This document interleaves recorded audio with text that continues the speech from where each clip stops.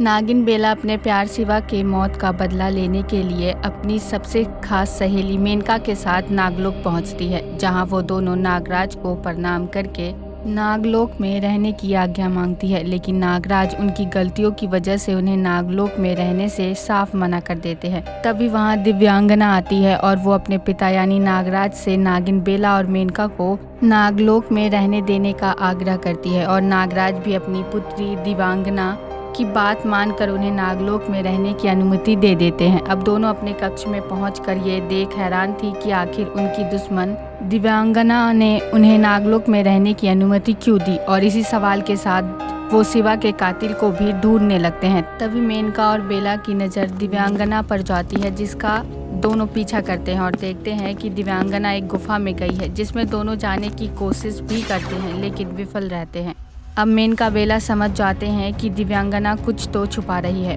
और अब वो दोनों दिव्यांगना पर और भी नज़र रखने लग जाते हैं। एक रोज बेला और मेनका छुपते छुपाते उस गुफा में नागमणि की शक्तियों से अंदर प्रवेश करते हैं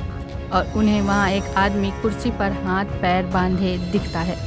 जिसके मुंह से जब बेला कपड़ा हटाती है तो वो हैरान थी, क्योंकि वो जिसके मौत का बदला लेने आई थी वो तो जिंदा था और वो और कोई नहीं बल्कि शिवा था। शिवा भी बेला को देखकर बहुत खुश होता है और दिव्यांगना की सारी बातें बेला और मेनका को बताता है कि कैसे वो शिवा को पाने के लिए यहाँ लेकर आई है और खुद उसका रूप लेकर मौत का नाटक किया।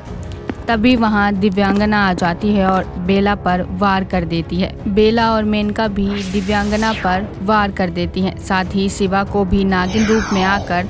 दिव्यांगना अपनी पूंछ में जकड़ कर उसे घायल कर देती है, जिसे देख बेला का गुस्सा बढ़ जाता है और बेला अपने नागमणि की शक्तियों से